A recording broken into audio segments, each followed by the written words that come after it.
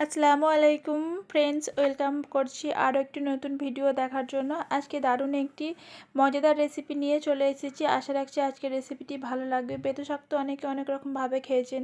আজ বেতো শাকের বড়া তৈরি করে দেখাবো একদম সহজভাবে। আর এখানে আমি কিছুটা বেতো শাক নিয়েছি আর ভালো করে পরিষ্কার করে ধুয়ে নিয়েছি। এটা দেশের বেতো শাক, এখানে বেতো শাক পাওয়া যায় না, একদম ফ্রেশ হয়ে আছে। এটা তাও 4-5 দিন হয়ে যাবে। তো তার 4-5 দিন পরেও দেখুন বেতো শাকটা খুব সুন্দর আছে। তো এখানে আমি ছোট ছোট করে কেটে ধুয়ে নেব আর খুব সুন্দরভাবে পরিষ্কার করে নিয়েছি। আর এই বেতো শাকটা একদম ছোট ছোট করে কাটিনি, একটু বড় করেই রেখে দিয়েছি। তো 2-3 বার করে পরিষ্কার করে ধুয়ে নিতে হবে। তো এখন কিন্তু বেতো শাক চারিদিকেই পাওয়া যাচ্ছে, আপনারা একবার হলেও এভাবে তৈরি করবেন। তো এখানে পরিষ্কার করে আমি শাকটাকে ধুয়ে নিয়েছি। এবারে একটা কড়াইয়ের মধ্যে দিয়ে দেব।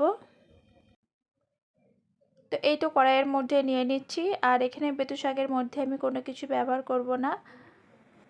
তো বেতো শাকটাকে হালকাভাবে সিদ্ধ করে নেব, খুব বেশি সিদ্ধ করব না। তো এখানে আমি পরিমাণ মতো পানি দিয়ে ঢাকা দিয়ে রেখে দেবো। 5 মিনিটের পরেই কিন্তু বেতো শাকটা হালকা সিদ্ধ হয়ে আসবে। তো বেতো শাকটা হালকা যখন ফুটে আসবে 1-2 মিনিট পরেই কিন্তু নামিয়ে নেব। খুব বেশি সিদ্ধ করলে একদম ঘাঁটা ঘাঁটা হয়ে যাবে, তখন কিন্তু এই কাবাবটা খেতে অতটা ভালো লাগবে না।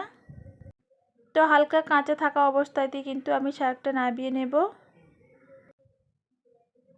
তো এই তো এখানে আমি ঢেলে নিয়েছি আর ঠান্ডাও হয়ে গেছে। এবার বেতো শাকের মধ্যে যে এক্সট্রা পানিটা আছে সেটাকে আমি ঝরিয়ে নেব। বায়ে হাতের তালুর সাহায্যে আমি এইভাবে নিগড়ে নিচ্ছি, এক্সট্রা যে পানিটা আছে সেটা বের করে নিতে হবে। তো এখনও অবধি বেতো শাক এইভাবে যারা খাননি তাদেরকে রিকোয়েস্ট করছি আপনারা একবার হলেও ট্রাই করবেন। গরম ভাতে এই বেতো শাকের বড়া থাকলে আমার মনে হয় না যে আর কিছু লাগবে। আর খেতে ভীষণ সুস্বাদু হয়েছিল। আর এখানে কিন্তু দেখুন পানিটা খুব সুন্দরভাবে ঝরিয়ে নিয়েছি। এবার একটু শাকগুলো একটা একটা করে নিলাম আর সাথে দিয়ে দিচ্ছি 1 থেকে 2টা পেঁয়াজ কুচি। আর এখানে আমি লঙ্কা কুচি দিয়েছি একটা, আপনারা চাইলে একটু বেশিও দিতে পারেন, যেহেতু বাচ্চা খাবে তো আমি কম করেই দিলাম। আর দিয়ে দিচ্ছি ধনেপাতা কুচি। আর এখানে আমি কিছু মশলা অ্যাড করব, দিয়ে দিলাম স্বাদ মতো লবণ, দিয়ে দিচ্ছি হলদি পাউডার 1/2 চা চামচ, লঙ্কা পাউডার 1/2 চা চামচ, জিরা পাউডার 1/2 চা চামচ, ধনিয়া পাউডার 1/2 চা চামচ আর 1 চা চামচ মতো আদা রসুনের পেস্ট দিয়ে ভালো করে মেখে নেব। তো এই শাকের চপটা খেতে ভীষণ ভীষণ মজা, ওপরটা একদম ক্রিসপি মুচমুচে হবে আর ভিতরটা একদম সফট হবে। তো এখানে আমি প্রথমে ভালো করে মেখে নিলাম।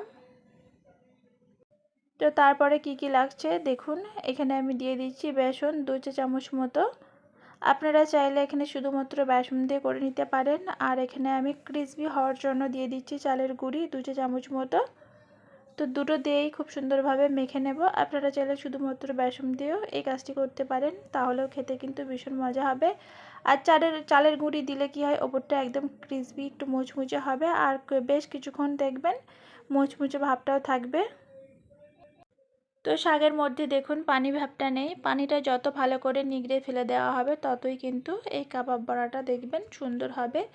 আর এটা কিন্তু খেতেও ভীষণ মজা হবে। আর পানি পানি ভাব থাকলে দেখবেন যখন ভাজবেন একদম নরম নরম হবে, খেতে তখন ভালো লাগবে না। তো দিয়ে দিলাম আমি 1 চা চামচ মতো রান্নার তেল, আপনারা চাইলে এখানে সরিষার তেলটা ব্যবহার করতে পারেন। তো আরও একবার মিশিয়ে নিচ্ছি। তো এবারে আমি ভেজে নেব।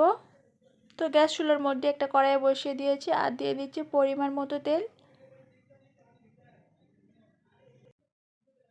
তো তেলটাকে খুব ভালো করে গরম করে নেব। তারপরে এখানে আমি করে নেব কাবাবের বড়ার শেপ। এই বড়াটা আপনারা চাইলে চ্যাপ্টা অথবা গোল শেপেরও করে নিতে পারেন এবং আপনাদের যে কোনো শেপটা পছন্দ লাগবে সেই শেপেই কিন্তু করে নিতে পারেন। তবে আমি এগুলো চ্যাপ্টা করে নেব। এই তো দেখুন একটা শেপ দেওয়া হয়ে গেছে। এই তেলটাকে খুব ভালো করে গরম করে নিতে হবে, তারপরে আমি বড়াগুলো দিয়ে ভেজে নেব।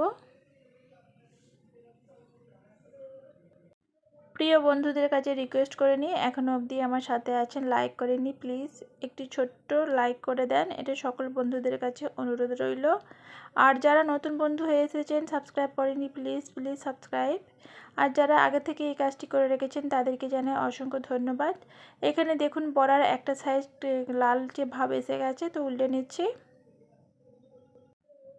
তবে এই শাকের বড়াটা অতিরিক্ত ভাজতে যাবেন না, তাহলে দেখবেন তেতো তেতো ভাব লাগবে। তো হালকাভাবে ভেজে নিলেই হবে। আর একটা সুন্দর দেখুন কালার আসতে শুরু করে দিয়েছে। আর এই বড়াটা ভাজতে খুব বেশি সময় লাগবে না, অল্প সময়ের মধ্যে কিন্তু ভাজা হয়ে যাবে।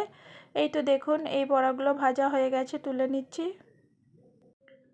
কতটা মোচমোচে আর ক্রিসপি হয়েছে আপনারা একবার হলেও ট্রাই করবেন, না হলে কিন্তু পরে পস্তাবেন যখন হাতের কাছে এই শাক পাবেন না। বাকি যে বড়াগুলো আছে সেগুলো আমি ভেজে নেব। এই তো এখানে বড়াগুলো ভাজি হয়ে গেছে, আমি তুলে নিচ্ছি। আর এখানে বড়াগুলো দেখুন, দেখেই কতটা লোভনীয় হয়েছে, খেতে কিন্তু ভীষণ মজার এবং সুস্বাদু হয়েছে। তো এই শাকটা কিন্তু শীতের সিজনেই বেশি পাওয়া যায়, একবার হলেও ট্রাই করবেন, পরে কিন্তু নয়তো আফসোস থেকে যাবে। তো এখানে আমি একটা আঙুলে করে ঘষে দেখিয়ে দিচ্ছি, অনেকটা ক্রিসপি হয়েছে। আশা রাখছি আজকের রেসিপিটি আপনাদের ভালো লেগেছে। ভালো লাগলে লাইক, কমেন্ট, শেয়ার আর সাবস্ক্রাইব করে আমার পাশে থাকবেন। তো ভিডিওটিকে আর বেশি বড় করলাম না, এখানেই শেষ করলাম। সবাই ভালো থাকবেন, সুস্থ থাকবেন। আল্লাহ হাফিজ, আসসালামু আলাইকুম।